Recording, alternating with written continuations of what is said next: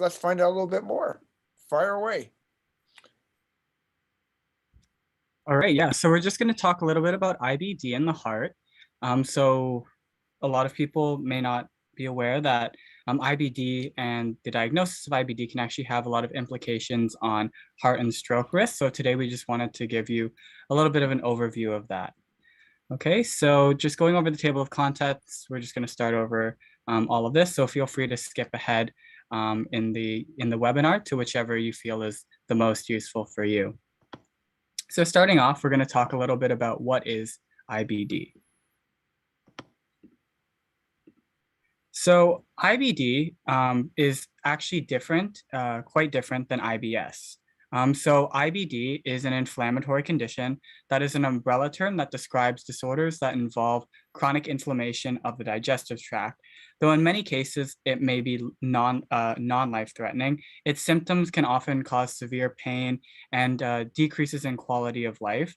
And before diving deeper, we'll notice some of these distinctions between IBD and IBS, since it's easy to confuse the two. So IBD refers to the inflammatory condition itself, in which the body's own immune system attacks parts of the digestive system, causing pain and discomfort. And this chronic inflammation can also result in permanent damage to the intestines, which can result in surgical procedures. IBD may also be a precursor to other life-threatening complications, such as colon cancer, blood clots, etc. So it's important to get it treated as soon as possible.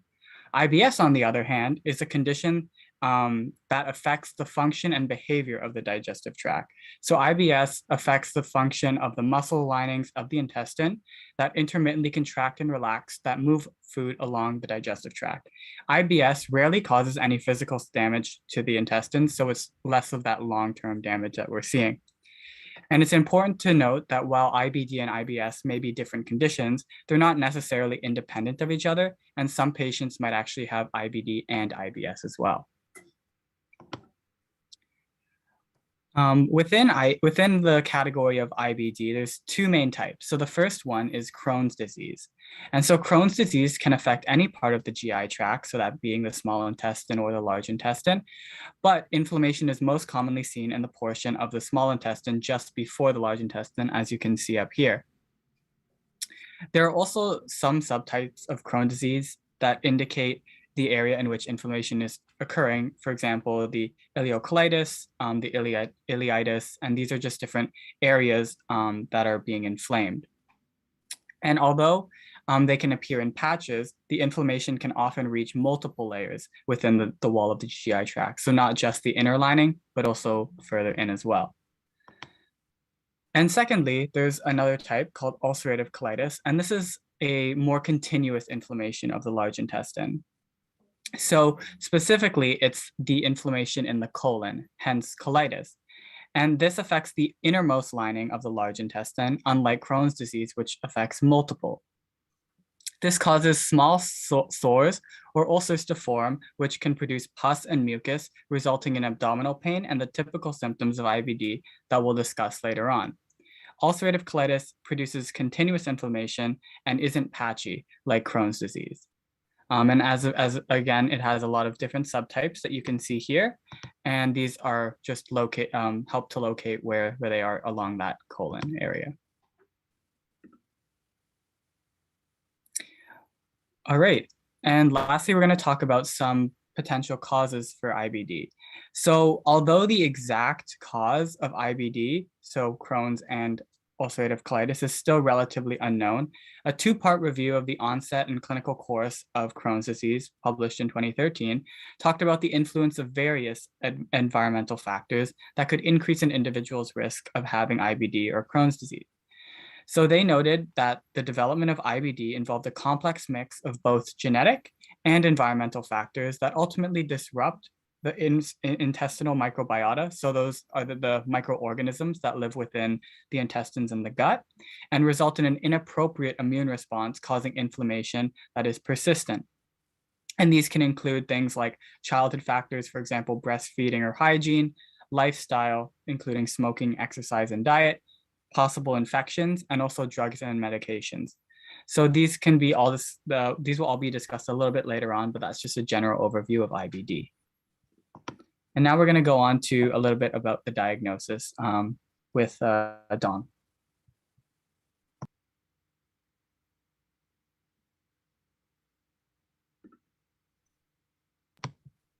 Actually, I think I'm also going to take this, sorry. So now what we're going to talk about is kind of the symptomology that is linked to IBD. So what happens is IBD is kind of, it's very linked to these things called flares. So these are going to be your symptomatic periods. Actually, could you go to the next slide, please? Or sorry, the previous slide. Yes, here we go. So it's characterized by these things called flares and then remission. So it's kind of like a back and forth where these flares of symptomatic periods occur intermittently and almost spontaneously, but they are often tied to things like stress or dehydration or different things like that that can cause you to have these flares arise. So during these flares, you may experience one or more of the following symptoms that you can see listed here, with the most common being abdominal pain, fatigue, diarrhea, blood or mucus in the stool, and unintentional weight loss. So as I mentioned, the symptoms and duration of these flares may change over time and become more severe as it is a progressive disease, which makes IBD hard to predict and quite stressful, which is why it's really important to follow up with your physician so they're aware of how these flares are changing over time. And like I said before, IBD may also increase your risk of secondary ailments and complications such as colon cancer and effects to other parts of the body with regards to inflammation. In terms of risk factors, there are 6 major types. So the first one is age. So most people who have IBD are actually diagnosed before the age of 30, though there are rare occurrences of people getting diagnosed well over the age of 50. But as a general rule, it's typically diagnosed in younger adults. In terms of race, those of European descent have been shown to have an increased risk of IBD, and specifically in Canada, those of South Asian and Jewish Ashkenazi population have also been shown to be an increased risk of Crohn's disease. In terms of sex differences, IBD tends to affect females more than males, especially when it comes to familial or genetically passed down Crohn's disease. And there seems to be a connection to the female-specific epigenetic inheritance that increases this risk.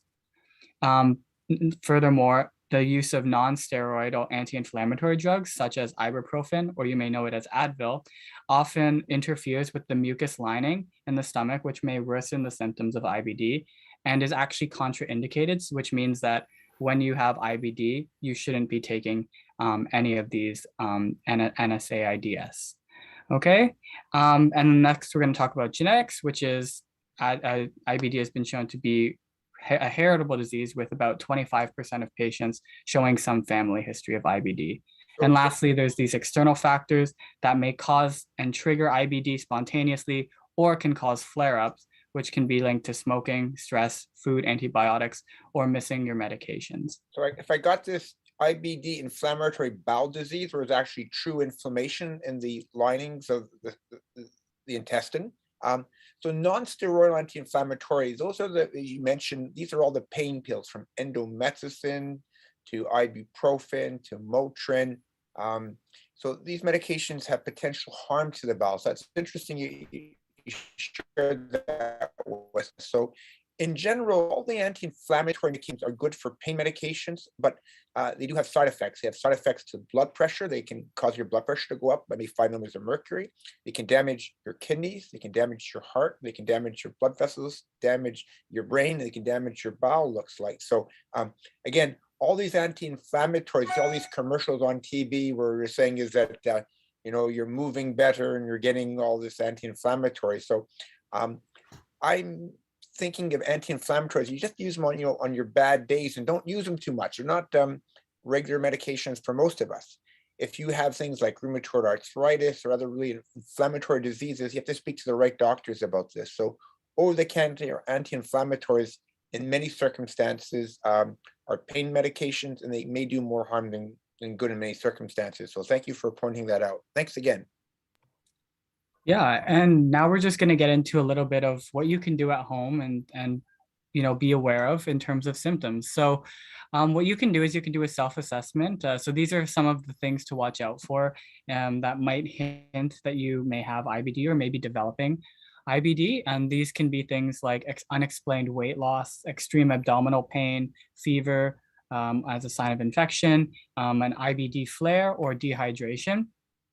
So these can be things that you can look at, bring up to your family doctor, and they may prescribe you to go get some different tests, which include a CBC, which is standard blood work, some stool tests, endoscopies, CT, MRIs, or X-rays, ultrasounds, or sigmoidoscopy. So these are different things that you can look out for, and then really just being transparent with your doctor and making sure that you get the best care possible.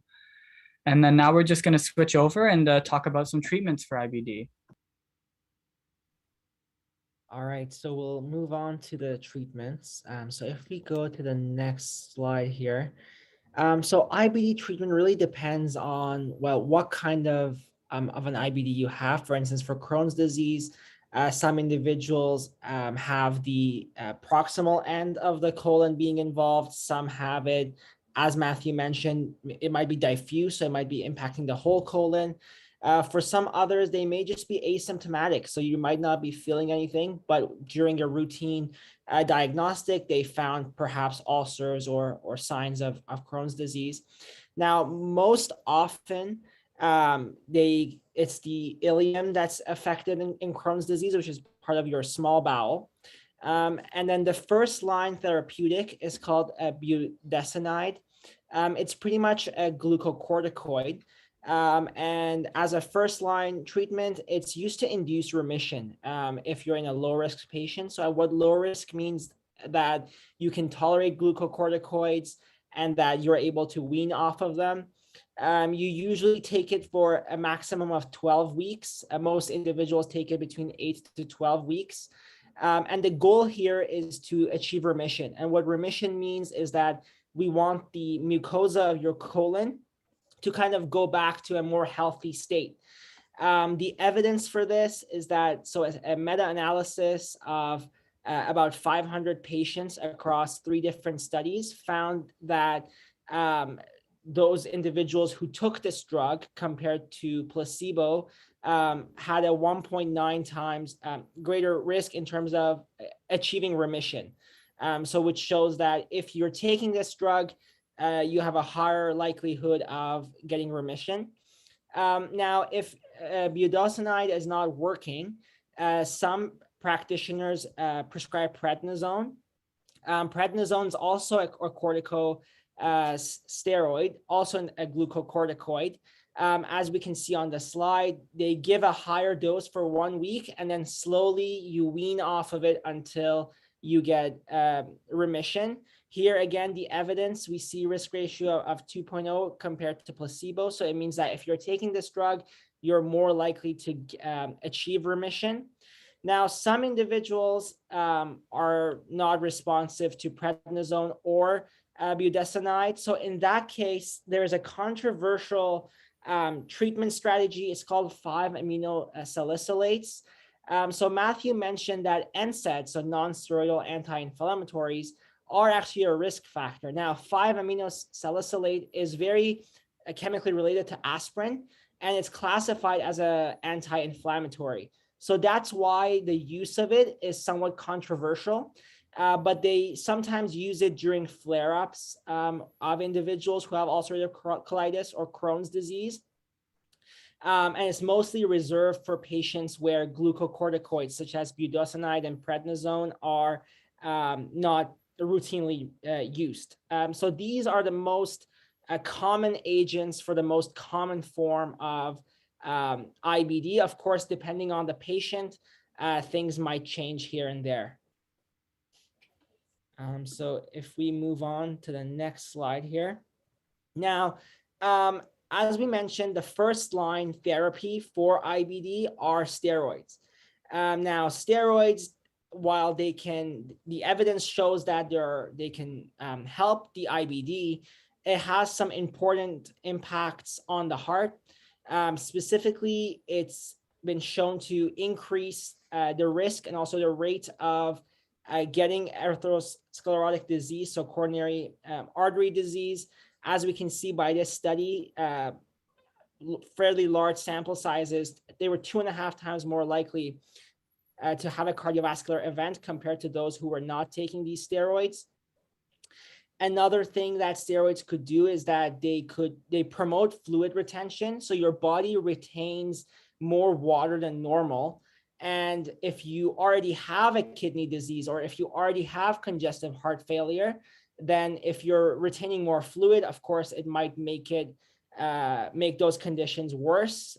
Another thing to keep in mind is hypertension. So most individuals might have hypertension to begin with.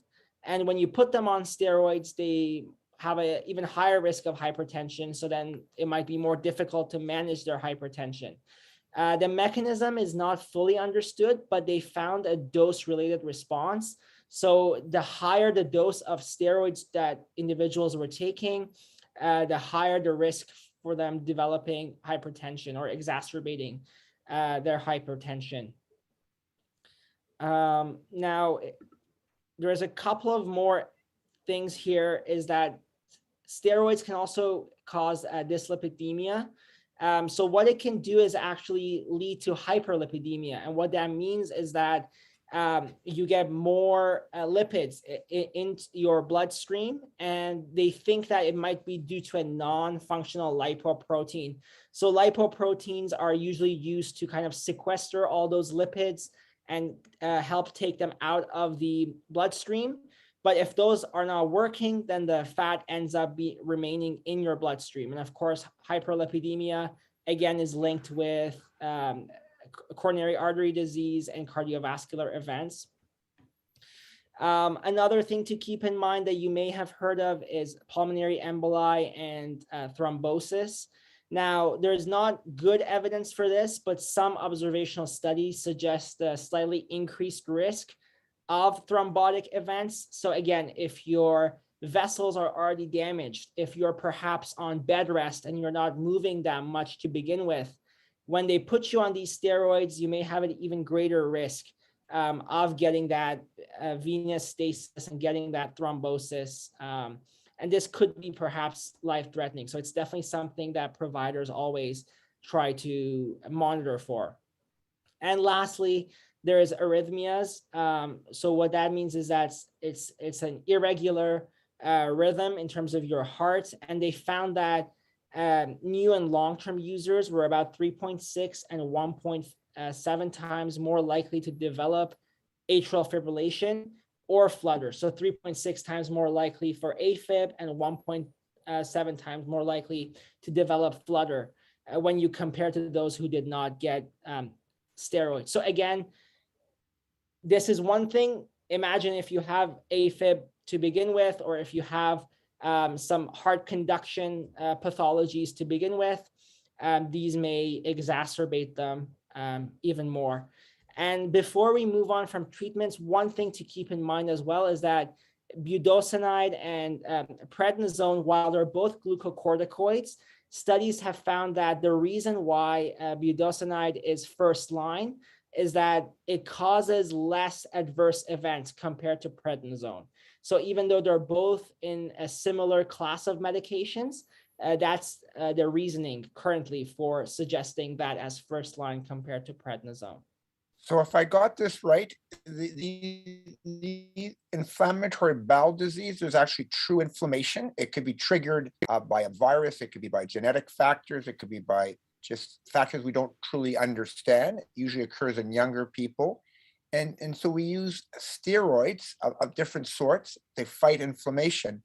For instance, we use now steroids if you're having asthma attacks, for instance. We use them quite commonly. If you're having a bad case of COVID where the inflammation system gets overactive. So we can use steroids of different sorts to decrease the amount of inflammation. We know that inflammation by itself damages vessels.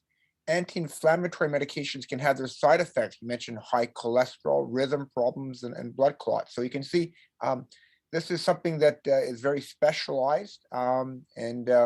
you just came in with a bellyache and some blood in your stools, and now you found out that you have either Crohn's disease or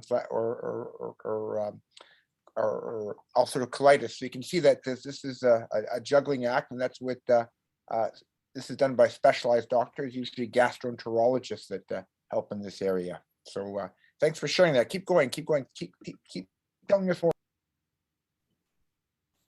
All right, so now that we've kind of taken a look at how steroids and IBD treatments can affect the heart, let's take a look at how inflammatory bowel disease itself can affect the heart. So inflammatory bowel disease actually increases the risk of ischemic heart disease. And ischemic heart disease, otherwise known as coronary artery disease, is what happens when you get narrowed arteries in the heart. And this is due to the formation of atherosclerotic plaque, as previously mentioned. And this can lead to a heart attack down the line. So in patients with IBD, there is actually an 18% increased risk of developing ischemic heart disease compared to patients without IBD. And this increase in risk is more prominent in females and in younger people. Next slide, please. Thank you. And so you might be wondering, how does inflammatory bowel disease, which is the inflammation of your bowels, increase the risk of ischemic heart disease? Well, to understand that, let's first take a look at how plaques form in our arteries. You can take a look at the upper right image here. This is an image of a blockage in your arteries. And unlike the popular conception, the plaque doesn't actually form in the center of the arteries, it's more within the walls of the arteries. And this happens because we have circulating LDL particles, and you may know LDL as the bad cholesterol. And these LDL particles, they become oxidized and they get into the walls of your arteries. We also have circulating immune cells called monocytes, and they get into the walls of our arteries as well, and they become what's called a macrophage. And the macrophages engulf these LDL particles, and they become these foamy macrophages, which are essentially kind of defective in their function, and then they lump together with a bunch of other immune cells as well as body cells and lipid particles to form this plaque. And IBD increases this risk because IBD is a state of chronic inflammation. So IBD will have increased circulating amounts of immune cells, and then also it affects the walls of the arteries to make it easier for these monocytes to get into the walls of your arteries. As well, in IBD, it affects your colon, and it makes it so that bacteria from your food can more easily get into your blood. And then these bacteria also potentially can make it easier for LDL particles to get into the walls of your arteries and form this plaque. And so our body actually tries to keep this plaque in by forming a fibrotic cap. But this atherosclerotic mass becomes, it eats away at this cap and eventually bursts out into the arteries. And this can potentially lead to a stroke or a other complication arising from a blood clot. And people with IBD actually have increased risk of blood clots because they have this state called a hypercoagulable state where the blood clots more easily. And we can actually take a look at the next slide to look at its IBD's risk of stroke.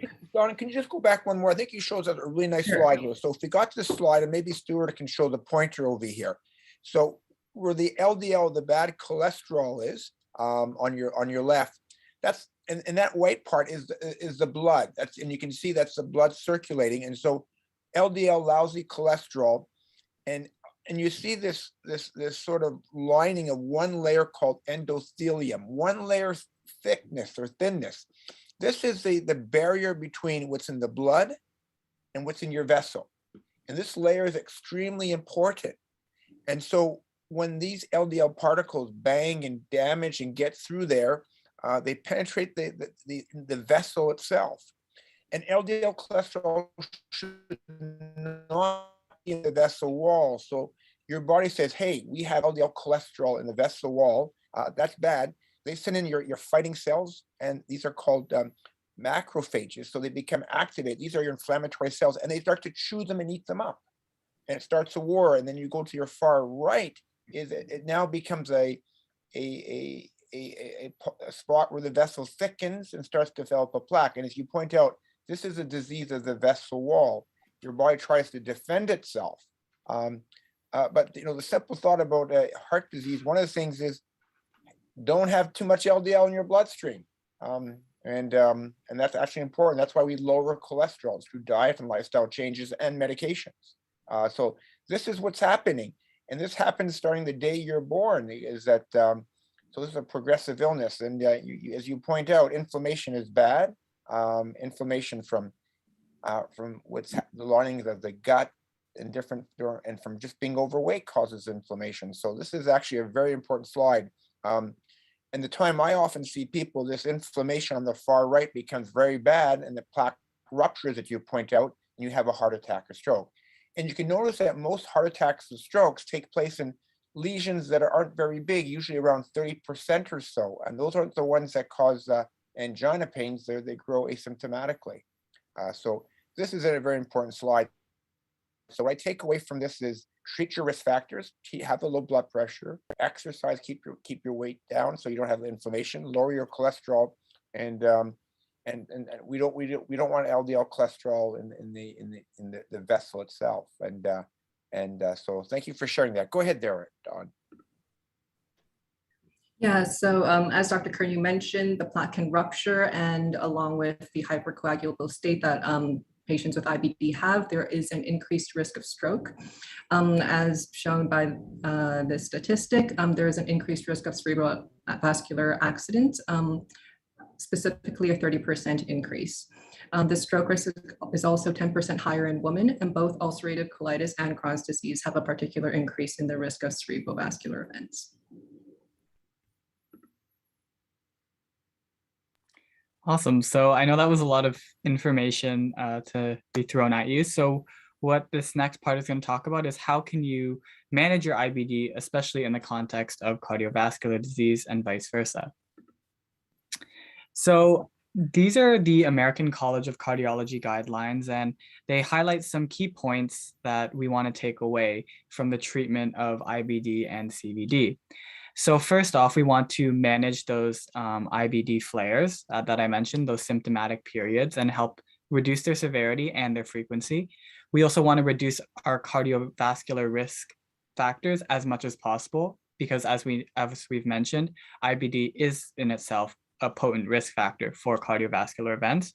We also want to integrate team-based healthcare, and we also want to ensure that we are getting regular follow-ups with physicians. So I'll go into that a little bit more on the next slide.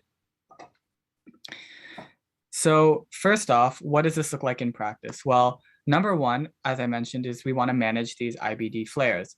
So cardiovascular disease risk has been shown to be most elevated in those patients who experience frequent and recurring flares. So as a result, minimizing the severity and reducing these flares is of utmost importance. So if you have IBD, ensure that you're adhering to your treatment plan properly and seeing your doctor, as Dr. Curnew mentioned, a gastroenterologist, and making sure that you're doing all that you can to minimize these flares. And that can be done through exercising, cutting down on alcohol and smoking, making sure you're staying hydrated, taking your medications regularly, so on and so forth, but just making sure you're taking care of that aspect of your health. And then on the other hand, we have these cardiovascular risk factors that we want to make sure that we're, focusing on as well. So IBD naturally increases the risk for CVD. So in order to make up for that, we need to minimize others as aggressively as possible. And this can include, as Dr. Curnew mentioned, lowering your cholesterol, preventing that LDL from depositing into those vessel walls, lowering your blood pressure, lowering your triglycerides, and avoiding alcohol and tobacco consumption, as well as losing weight and making sure you're eating as healthy as possible. So this is, in this sense, you can see why it's important to have two different doctors in your care and having them work together kind of as a team to make sure that you're getting the best care, both for your IBD as well as for your cardiovascular health. And that leads us to our last point on the next slide, which is regular follow-ups with your care team. I tried to find a cute little picture here. So you can see it's a cartoon heart giving some flowers to a small intestine. So the point of this is to say that your gastroenterologist and cardiologist, you should have them in the loop and have regular checkups with both of them. So, mentioning that, you've had recent flares, the severity of your flares to both your cardiologist and your gastroenterologist to make sure that their care plans can change and work together towards improving your healthcare in the best way possible. So this is kind of all we have to give you today. So just make sure that you're making sure that you're staying happy and healthy. And if you have any questions, then you can feel free to call us at the clinic or let us know or send us an email as well. And all of our contact information is on the next slide if you want. All right. So I think that's it for basically me. is that your care can be complicated. Your family doctor is your quarterback. You should try to be part of your healthcare team. And you can see that I know very little about inflammatory bowel disease. I know a lot about heart disease, and your gastroenterologist knows the other way around, where your family doctor knows somewhere in between for both of this. So good coordination of care is very important. So if you don't have a good family doctor, get one. And you know, not every ache and pain in the stomach is something serious, but inflammatory bowel disease can be a very serious problem. And thank you for showing us the link between inflammatory bowel disease and heart disease and opportunities to get healthier. The interesting part of the bowel that we're learning about is we have a lot of different bacteria in the bowel, good and bad. And so when we give different therapies, we can actually make it good or bad. So anti-inflammatories or steroids can affect that, which your diet can affect that too as well. So one of the things that I'm encouraging people is to probably double up on their fiber intake for most of us, and that will help many bowel disorders. It can make certain ones worse, certain ones better. Fantastic. Is that anything else that anybody wants to say? What else? Matthew and others and Dong and Kian. Kian's actually joining us from the Mayo Clinic today, so it's good to see you again. Thoughts from anybody? Stuart, what do you think about all this? Yeah, it's a great conversation to see that, like, especially in the context of cardiovascular disease, there's so many other factors which can influence your cardiovascular disease and like vice versa. So you often think like your ability to exercise, of course, is going to influence your cardiovascular disease, but so does mental health, for example, because if you don't have good mental health, it can elevate your levels of anxiety, it can boost your hypertension, lead to hypertension, and that can have an adverse effect on your heart. So it's really interesting to see that even your gut health and having a good gut microbiome can really influence your overall cardiovascular health as well. And sometimes that connection is not always so clear. So I think what the volunteers did a really phenomenal job today at doing was really painting a clear picture at the fact that you can focus on implementing lifestyle interventions which are going to manage those modifiable risk factors and protect your cardiovascular health, but that in turn is also going to have a benefit on your overall gut health. And that can also have an overall benefit on your mental health, for example. So focusing on taking care of your body, visiting your family doctor regularly, making sure that you're in communication with your healthcare team, and then also implementing those suggestions or habits like eating healthier, exercise routine, getting a good amount of sleep. It's not only going to benefit your cardiovascular health, it's not only going to affect your gut health, but really your whole body as well, mental health. The whole idea of the physical, mental, psychological spectrum, which we often think of with healthcare now. It's not just a biological phenomenon. There's so many other factors which influence it. So that's what my takeaways from today. Nice. I noticed that probably Joanne or her husband are on this, and I'm not sure if they have anything they want to add or anybody else wants to add anything about that. Hi, Greg, and hi, everybody. Yeah, I think that it shows you how bad inflammation is in the body, how much damage it can do. And I think these flare-ups can be terrible things, though, with these ulcerative colitis and Crohn's disease patients. And you always worry what the steroids are doing to their lipids and cardiovascular health. So it certainly makes sense that on one hand, you're helping them, and on the other hand, you're not. How do you balance that, Dr. Curnew? I'm not sure. But as you say, it's younger people that start with this, and it's a real worry. And I don't know what data there is. Do they have earlier cardiovascular events? These people, they say 18% increase in cardiovascular events. Probably have a higher mortality rate too. We didn't talk about biologics very much in the talks, and of course, that's a major breakthrough in treating these people. And I'm not sure how much effect that would have on their lipids. Probably as long as they don't get super infection, it wouldn't have as much effect. I don't know, Greg. What do you think?